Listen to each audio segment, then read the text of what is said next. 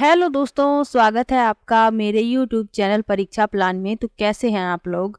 I hope अच्छे होंगे। तो सीटेट एग्जाम की आंसर की आ चुकी है और आप लोगों ने मिलान कर भी लिया होगा। तो आप लोगों को पता चल गया होगा किसके कितने नंबर बन रहे हैं। जो भी एक या दो नंबर से फेल हो गए हैं तो परेशान होने की ज़रूरत नहीं है, निराश होने की ज़रूरत नहीं है। अगले एग्जाम के लिए तैयारी शुरू कर दीजिए, क्योंकि अगला जो एग्ज़ाम है वो दिसंबर में होने की संभावना है। तो अभी से यदि आप तैयारी शुरू करेंगे तो आपको कोई भी परेशानी नहीं होगी एग्ज़ाम को क्लियर करने में। तो चलिए शुरू करते हैं। मैं सीडीपी के प्रीवियस ईयर के क्वेश्चन आज से पढ़ाऊंगी आप लोगों को। ये जो क्वेश्चन है ये पेपर फर्स्ट के 2011 वाले पेपर के क्वेश्चन हैं। क्योंकि एग्ज़ाम देने के बाद इतना तो आप लोग समझ ही गए होंगे कि प्रीवियस ईयर से काफ़ी क्वेश्चन पूछे जाते हैं। तो प्रीवियस ईयर से ही शुरुआत कर दीजिए। प्रीवियस ईयर के जितने भी पेपर हुए हैं सभी को आप लोग पढ़ लीजिए।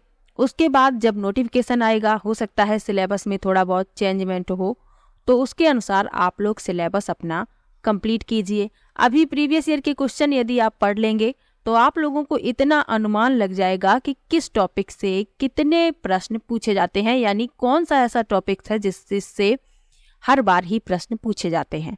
तो ये आपको पता चल जाएगा। तो इसीलिए प्रीवियस ईयर के क्वेश्चन से मैं शुरुआत कर रही हूँ। तो चलिए शुरू करते हैं आज की वीडियो को। वीडियो देखने के बाद यदि आपको अच्छा लगे तो वीडियो को लाइक और शेयर कीजिएगा, और यदि आप चैनल पर नए हैं तो चैनल को सब्सक्राइब कर लीजिए। तो चलिए शुरू करते हैं और आते हैं प्रश्नों पर। पहला प्रश्न दिया गया है,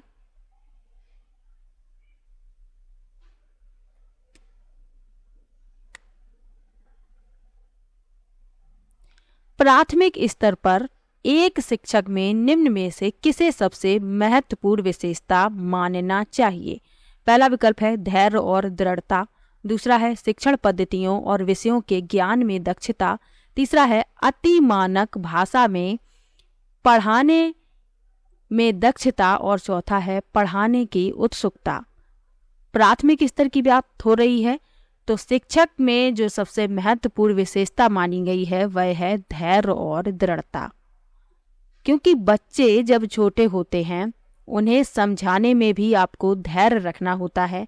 बच्चे एक बार में नहीं समझ पाते तो बार बार उन्हें समझाना पड़ता है और दृढ़ होकर अपना उद्देश्य पूरा करना होता है। तो पहला विकल्प इसमें सही हो जाएगा। अगला प्रश्न देखते हैं।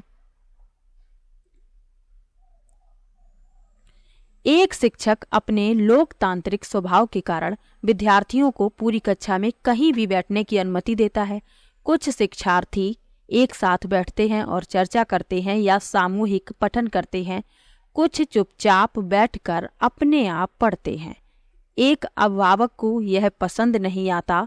इस स्थिति से निपटने का निम्न में से कौन सा तरीका सबसे बेहतर हो सकता है?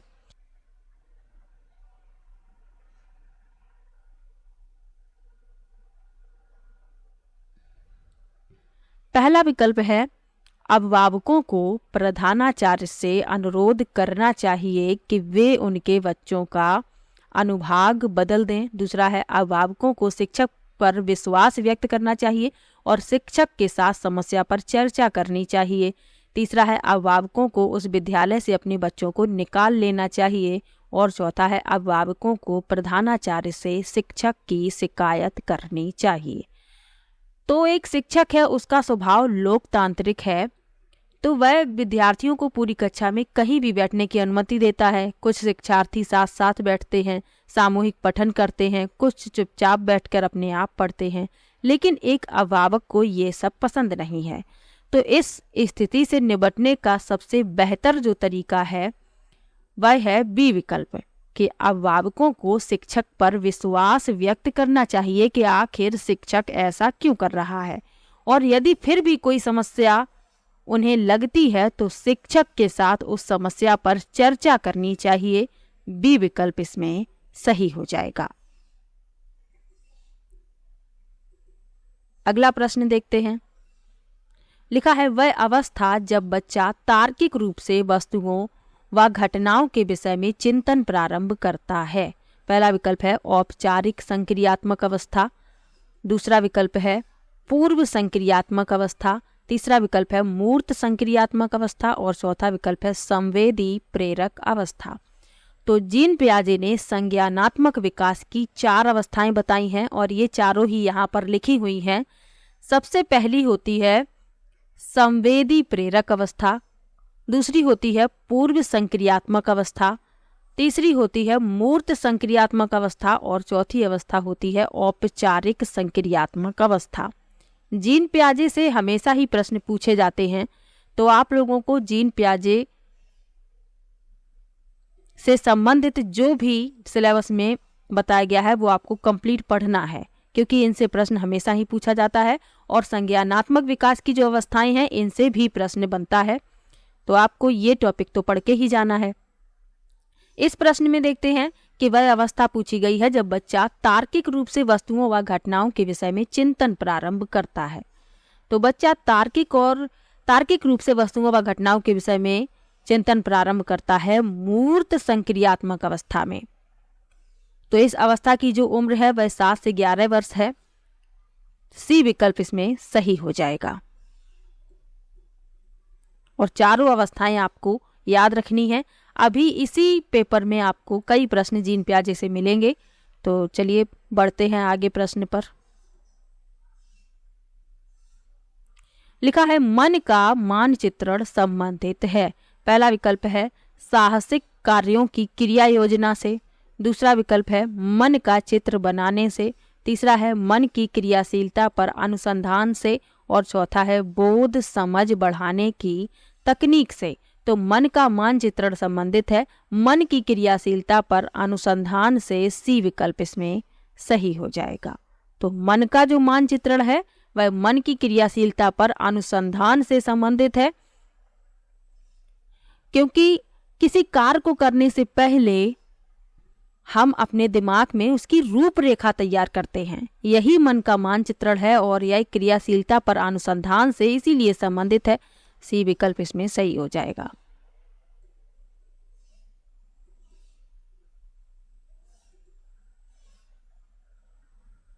अगला प्रश्न है विशेष रूप से प्राथमिक स्तर पर विद्यार्थियों की सीखने संबंधी समस्याओं को संबोधित करने का सबसे बेहतर तरीका है।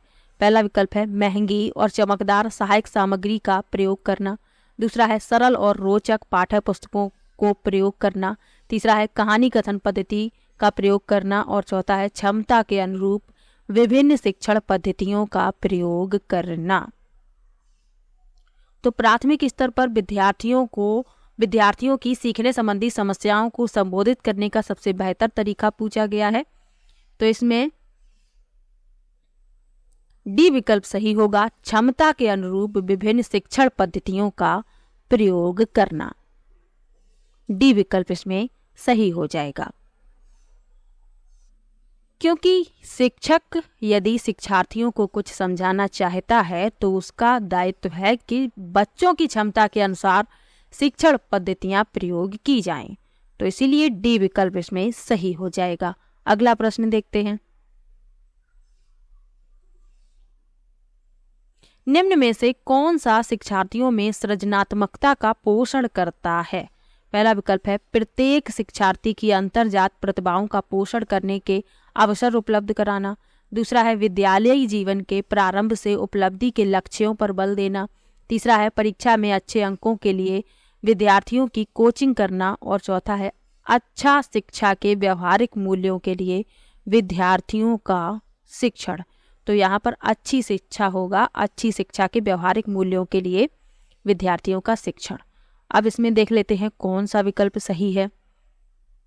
तो शिक्षार्थियों में सृजनात्मकता का पोषण करता है प्रत्येक शिक्षार्थी की अंतर्जात प्रतिभाओं का पोषण करने के अवसर उपलब्ध कराना।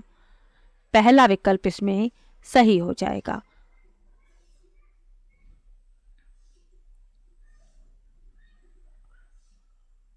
अगला प्रश्न है पियाजे के अनुसार निम्नलिखित में से कौन सी अवस्था में बच्चा अमूर्त संकल्पनाओं के विषय में तार्किक चिंतन प्रारंभ करता है?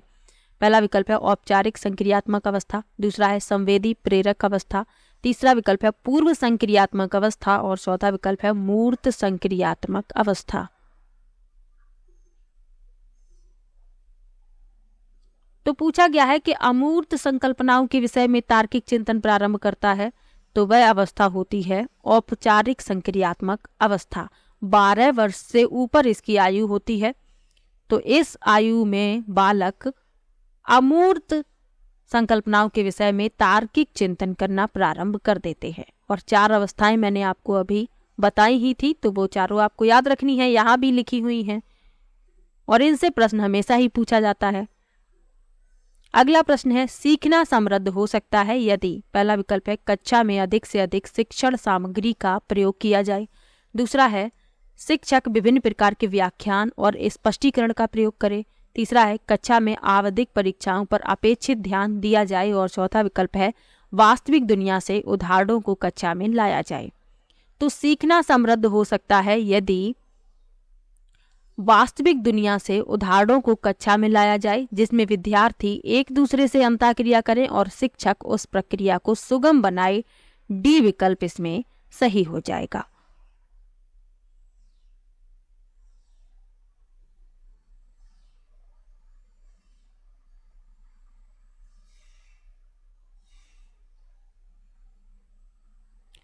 डी विकल्प इस प्रश्न का उत्तर हो जाएगा। अगला प्रश्न देखते हैं। निम्न में से कौन से कथन को सीखने की प्रक्रिया की विशेषता नहीं मानना चाहिए? पहला विकल्प है सीखना एक व्यापक प्रक्रिया है। दूसरा है सीखना लक्ष्योन्मुखी होता है। तीसरा विकल्प है अनअधिगमक भी सीखने की प्रक्रिया है। और चौथा विकल्प है शैक्षिक संस्थान ही एकमात्र स्थान है जहां अधिगम प्राप्त होता है। अब सीखने की प्रक्रिया की विशेषता नहीं है पूछा गया है, तो इसमें चौथा विकल्प सही होगा। सही यानी इस प्रश्न का उत्तर होगा। इसमें कहा गया है कि शैक्षिक संस्थान ही एकमात्र स्थान है जहां अधिगम प्राप्त होता है, जबकि ऐसा नहीं है, क्योंकि अधिगम तो हम घर में भी प्राप्त करते हैं, अधिगम किसी मित्र से भी प्राप्त हो सकता है, किसी बाहर जगह पर हम जाते हैं वहां भी हम कुछ सीख सकते हैं। ऐसा नहीं है कि सिर्फ शैक्षिक संस्थान ही एकमात्र स्थान होता है जहां अधिगम प्राप्त होता है। तो ये सीखने की प्रक्रिया की विशेषता नहीं है, तो डी विकल्प इस प्रश्न का उत्तर हो जाएगा। अगला प्रश्न है 5वीं कक्षा की दृष्टिबाधित विद्यार्थी। पहला विकल्प है कि माता पिता और मित्रों द्वारा उसे दैनिक कार्यों को करने में सहायता की जानी चाहिए। दूसरा है कि साथ कक्षा में सामान्य रूप से व्यवहार किया जाना चाहिए और श्रव्य सीडी के माध्यम से सहायता उपलब्ध कराई जानी चाहिए। तीसरा है कि साथ कक्षा में विशेष व्यवहार किया जाना चाहिए। और चौथा है को निचले स्तर के कार्य करने की छूट मिलनी चाहिए। अब 5वीं कक्षा का विद्यार्थी है और विद्यार्थी दृष्टिबाधित है, यानी उसको दिखाई नहीं देता है या कम दिखाई देता है, तो उसके साथ आपको सामान्य रूप से ही व्यवहार करना है और श्रव्य सीडी के माध्यम से उसे सहायता उपलब्ध कराई जानी चाहिए। बी विकल्प इसमें सही हो जाएगा।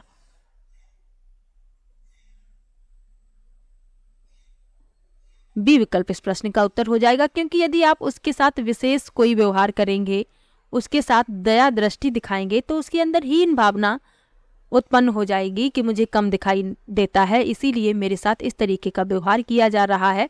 तो ऐसा शिक्षक को बिल्कुल भी नहीं करना है, उसके साथ सामान्य रूप से ही व्यवहार करना है और श्रव्य सीडी के माध्यम से उसे सहायता उपलब्ध करानी है।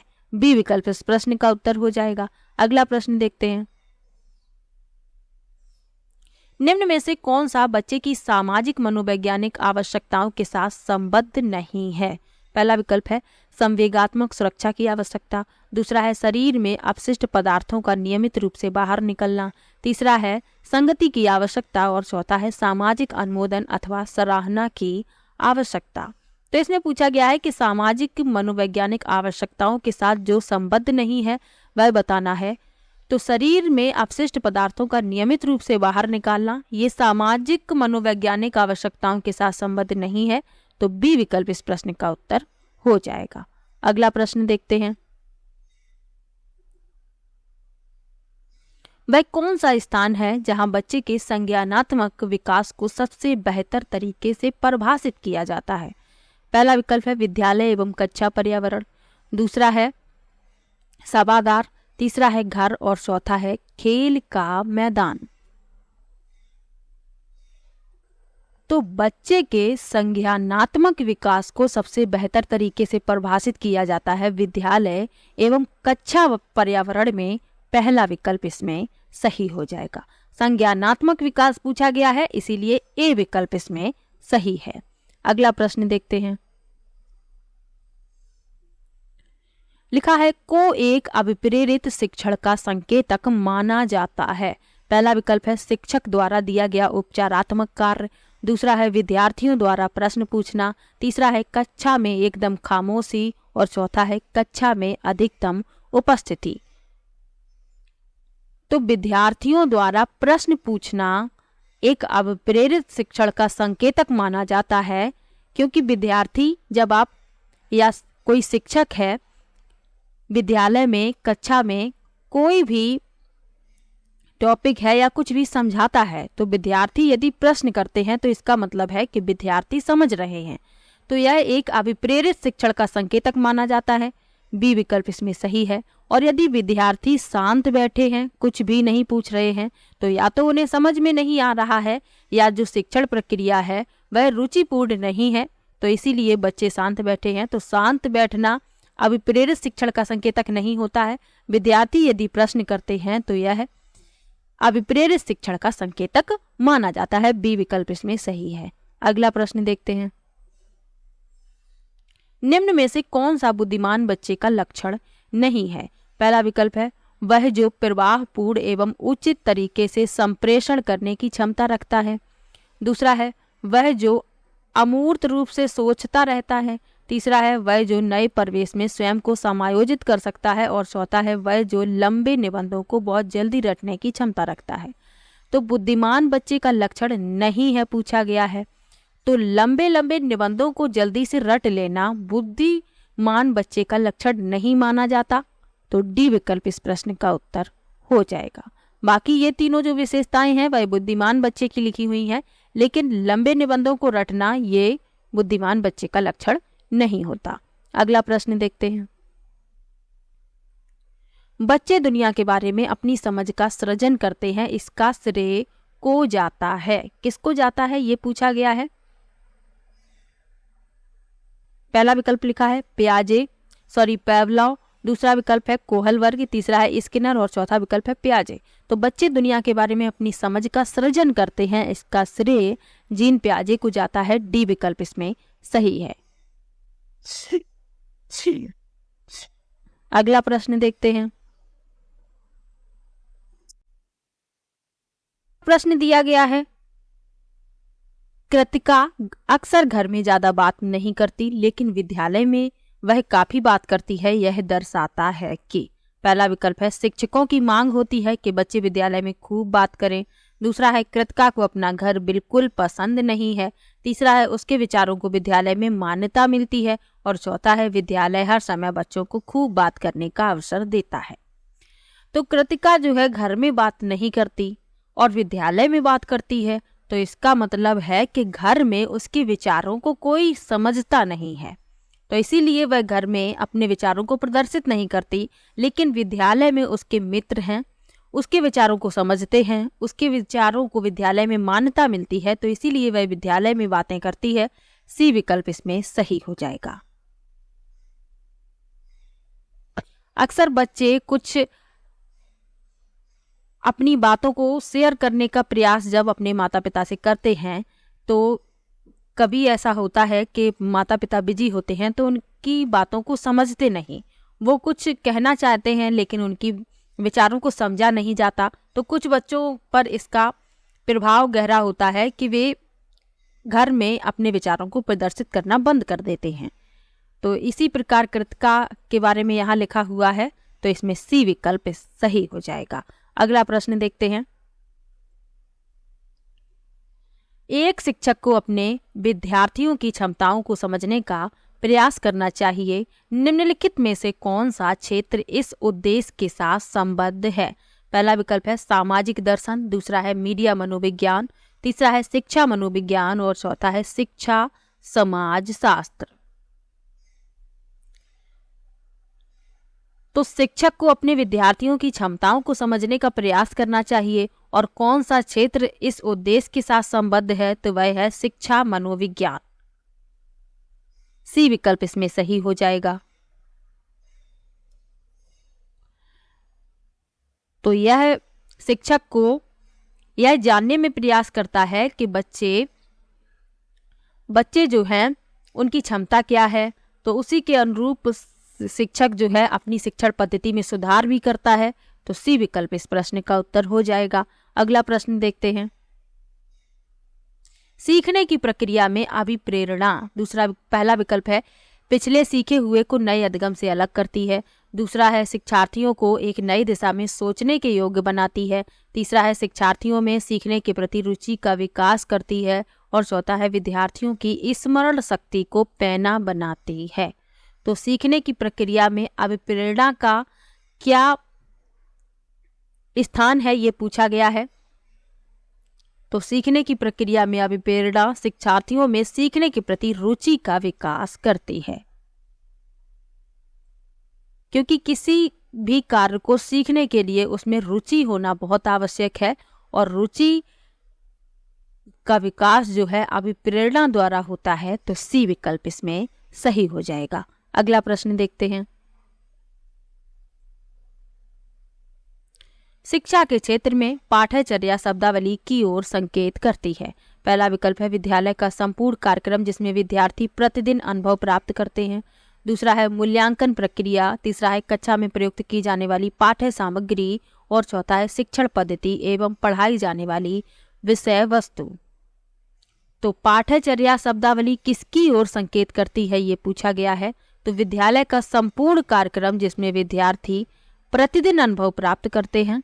पहला विकल्प इसमें सही हो जाएगा। पाठ्यचर्या जो शब्दावली है वह इसी की ओर संकेत करती है कि विद्यालय का जो संपूर्ण कार्यक्रम है जिसमें विद्यार्थी प्रतिदिन अनुभव प्राप्त करते हैं। तो पहला विकल्प इस प्रश्न का उत्तर है। अगला प्रश्न देखते हैं। निचली कक्षाओं में शिक्षण की खेल पद्धति मूल रूप से आधारित है।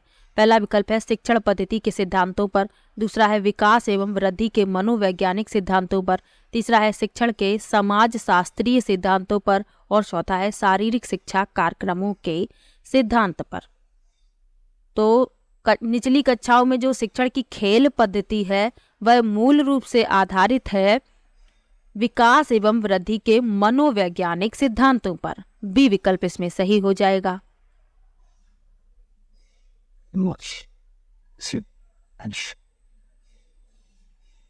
क्योंकि जो छोटे बच्चे होते हैं तो जो खेल पद्धति है वह बच्चों में सीखने, याद रखने, जानकारी या प्रतीक बनाने, समस्याओं को हल करने में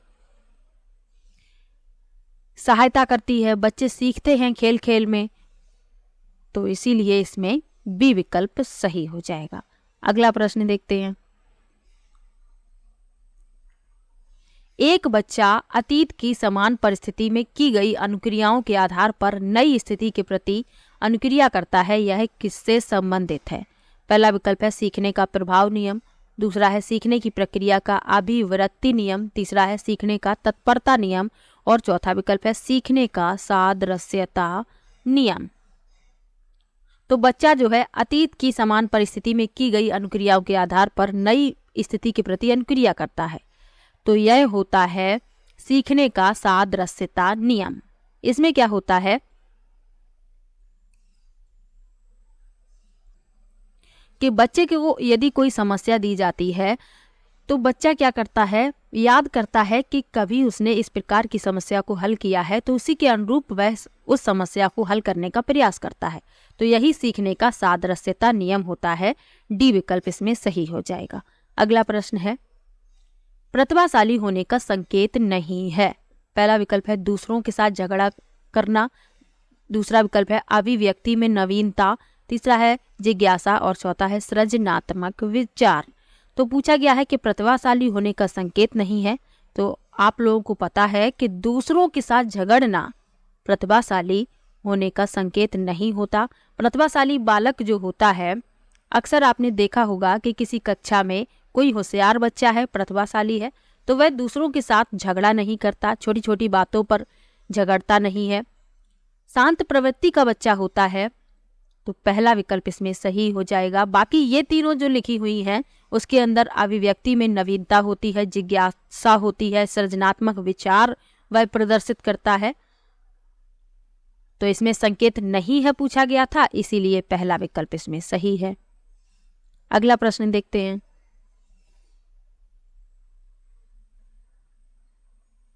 विशेष आवश्यकता वाले बच्चों को शिक्षा उपलब्ध कराई जानी चाहिए। पहला विकल्प है विशेष विद्यालयों में विशेष बच्चों के लिए विकसित पद्धतियों द्वारा, दूसरा है विशेष विद्यालयों में, तीसरा है विशेष विद्यालयों में शिक्षकों द्वारा, और चौथा है अन्य सामान्य बच्चों के साथ।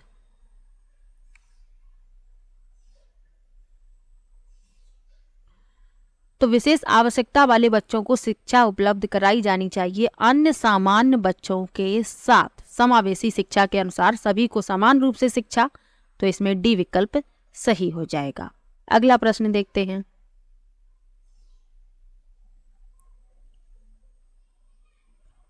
आकलन को उपयोगी और रोचक प्रक्रिया बनाने के लिए के प्रति सचेत होना चाहिए। पहला है विद्यार्थियों को बुद्धिमान या औसत शिक्षार्थी की उपाधि देना, दूसरा है शैक्षिक और सह शैक्षिक क्षेत्रों में विद्यार्थी के सीखने के बारे में जानकारी प्राप्त करने के लिए विविध तरीकों को प्रयोग करना, तीसरा है प्रतिपुष्टि देने के लिए तकनीकी भाषा का प्रयोग करना, और चौथा है अलग अलग विद्यार्थियों में तुलना करना। तो आकलन को उपयोगी और रोचक बनाने के लिए के प्रति सचेत होना चाहिए, तो बी विकल्प इसमें सही हो जाएगा। शैक्षिक और सह शैक्षिक क्षेत्रों में विद्यार्थी के सीखने के बारे में जानकारी प्राप्त करने के लिए विविध तरीकों को प्रयोग करना, बी विकल्प इसमें सही हो जाएगा। अगला प्रश्न देखते हैं। डिसलेक्सिया किससे संबंधित है? पहला विकल्प है गणितीय विकार, यहाँ पर विकार होगा, विकास लिखा हुआ है गलती से, तो यहाँ पर विकार है। पहला विकल्प है गणितीय विकार, दूसरा है पठन विकार, तीसरा है व्यवहार संबंधी विकार, और चौथा है मानसिक विकार। तो डिसलेक्सिया जो है यह पठन विकार है, बी विकल्प इसमें सही हो जाएगा। गणितीय विकार जो है वह डिसकैलकुलिया होता है। अधिगम अक्षमता से एक प्रश्न पूछा जाता है, तो जितनी भी अधिगम अक्षमताएं हैं आप लोगों को एग्जाम से पहले सभी पढ़ लेनी है। एक तो टॉपिक आपको जीन प्याजे पढ़ना है, दूसरा अधिगम अक्षमता पढ़ना है, तो इसीलिए तो प्रीवियस ईयर के क्वेश्चन पढ़ना आवश्यक है। आपको ये पता चल जाता है कि किस टॉपिक से प्रश्न हमेशा ही पूछे जाते हैं। अगला प्रश्न है बच्चों की सीखने की प्रक्रिया में माता पिता को भूमिका निभानी चाहिए। पहला विकल्प है अग्रोन्मुखी, दूसरा है सहानुभूतिपूर्ण, तीसरा है तटस्थ, और चौथा है नकारात्मक। तो बच्चों की सीखने की प्रक्रिया में माता पिता को अग्रोन्मुखी भूमिका निभानी चाहिए, ए विकल्प इसमें सही हो जाएगा। अगला प्रश्न है विकास कभी ना समाप्त होने वाली प्रक्रिया है, यह विचार किससे संबंधित है? पहला विकल्प है निरंतरता का सिद्धांत, दूसरा है एकीकरण का सिद्धांत, तीसरा है अंतःक्रिया का सिद्धांत, और चौथा है अंतः संबंध का सिद्धांत। तो विकास जो है कभी ना समाप्त होने वाली प्रक्रिया है, तो यह जो विचार है यह संबंधित है निरंतरता के सिद्धांत से, पहला विकल्प इसमें सही हो जाएगा। अगला प्रश्न देखते हैं। सीखने के अंतःदृष्टि सिद्धांत को किसने बढ़ावा दिया? पहला विकल्प है पावलोव, दूसरा विकल्प है जीन प्याजे, तीसरा विकल्प है वाइगोत्स्की, और चौथा विकल्प है गेस्टाल्ट सिद्धांतवादी। तो सीखने के अंतःदृष्टि सिद्धांत को बढ़ावा दिया, सीखने के अंतःदृष्टि सिद्धांत को बढ़ावा दिया गेस्टाल्ट सिद्धांतवादी ने, और ये जर्मनी से संबंधित है, ये भी आपको याद रखना है, तो डी विकल्प इसमें सही हो जाएगा। अगला प्रश्न देखते हैं। निम्नलिखित में से किस अवस्था में बच्चे अपने समवयस्क समूह के सक्रिय सदस्य हो जाते हैं? पहला विकल्प है प्रौढ़ावस्था, दूसरा है पूर्व बाल्यावस्था, तीसरा विकल्प है बाल्यावस्था, और चौथा है किशोरावस्था। तो बच्चे समवयस्क समूह के सक्रिय सदस्य हो जाते हैं किशोरावस्था में, टीनेज में, डी विकल्प इसमें सही हो जाएगा।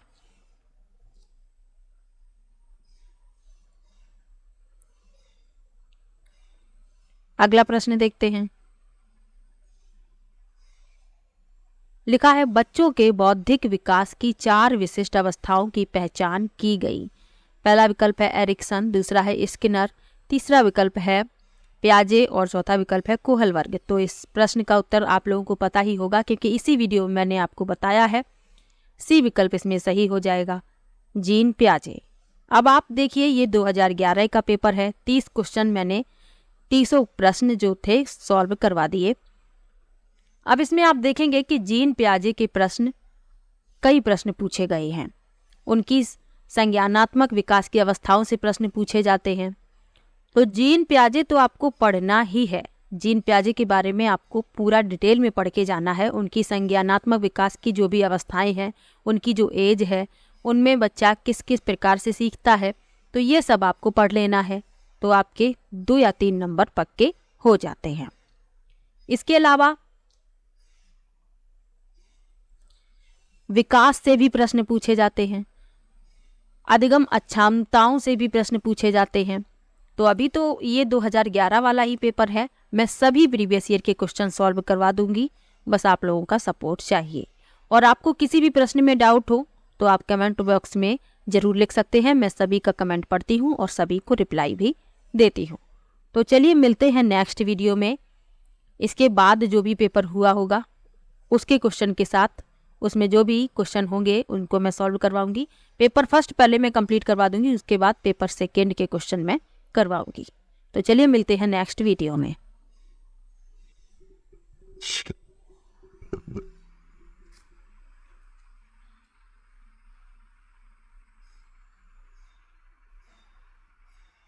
Shoot.